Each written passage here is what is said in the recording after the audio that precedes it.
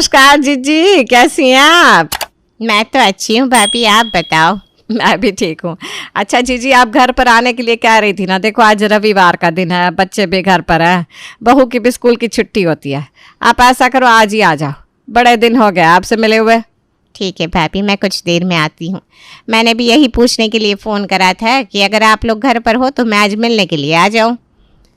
Phone रखने के बाद सासू माँ कहती हैं, बेटा लंच में क्या बना रही है तू?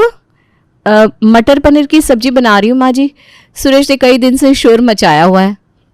ठीक है, ऐसा करना, मटर पनीर तो तू बना ही रही है, उसके साथ एक सूखी सब्जी और मीठे में भी कुछ बना लेना।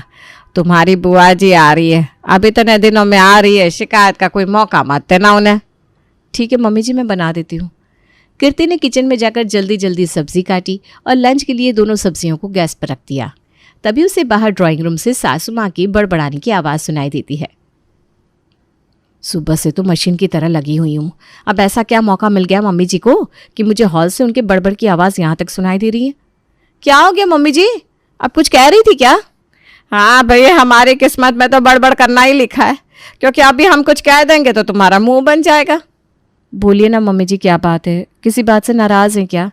एक बात बताओ तुम, जो औरतें नौकरी करती हैं उनके घर ऐसे गंदे पड़े रहते हैं क्या? सोफा टेबल दरवाजे, हालत तो देख लो सबकी।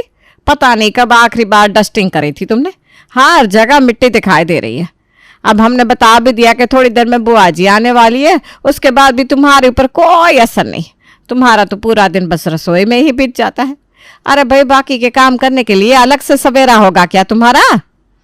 मम्मी जी ऐसी बात नहीं है, पिछले संडे को ही मैंने पूरे घर की अच्छे से डस्टिंग की थी, लेकिन आपको पता है ना, 2 दिन भी नहीं बीत पाते और सब पहले जैसा हो जाता है। अच्छा चल, फटाफट कपड़ा लगा दे पूरे घर में, और हाँ, ये सोफा कवर भी ना दूसरे लगा देना। सास की बात सुनकर कीर्ति जल्दी जल्दी पूरे घर की चादर और सोफा कवर बदलने लगती है।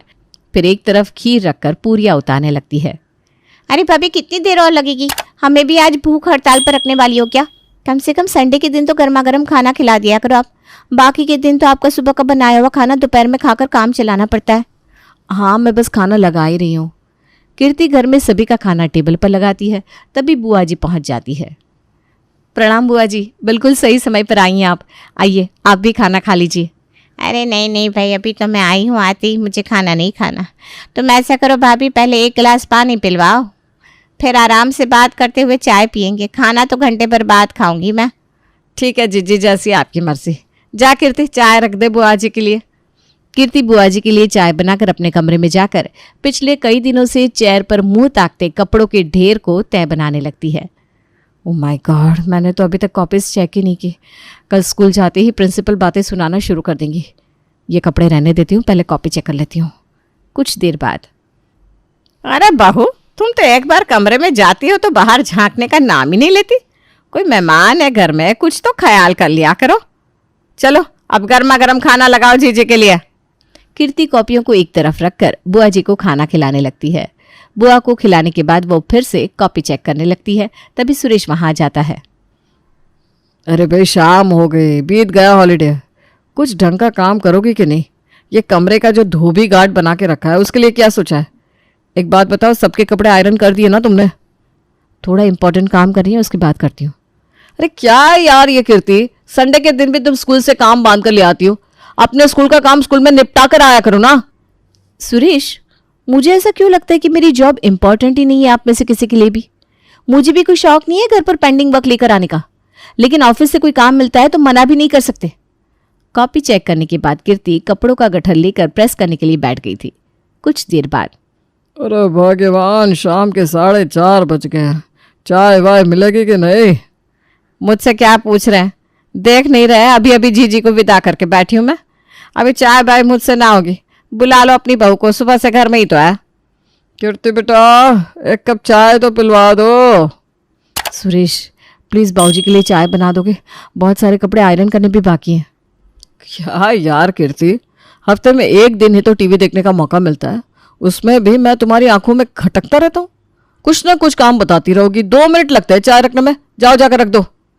कीर्ति उठती है और प्रेस का स्विच ऑफ करके चाय रखने के लिए चली जाती है। सबको चाय पिलाकर कपड़े आयरन करके अभी रखे ही थे उसने कि देखा घड़ी में तो 6 बज रहे हैं। फटाफट से पार्लर जाकर कम से कम आईब्रो तो करवा ही लेती हूँ, फिर आकर डिनर की तैयारी कर लूँगी। अब सुबह से बहुत कुछ खा लिया है सबने, डिनर में दाल चावल बना दूंगी, काम भी जल्दी ख़त्म हो जाएगा। कीर्ति रूम में जाकर अपनी ड्रेस चेंज करके अभी बाल बना रही थी कि उतने में ही सुरेश उसके पास आता है। अरे मैं तो यही कहने के लिए तुम्हारे पास आने वाला था, तुम तो पहले ही कपड़े चेंज करके तैयार हो गए। चलो अच्छा हुआ। तुम मुझे कपड़े चेंज करने के लिए क्यों कह रहे थे?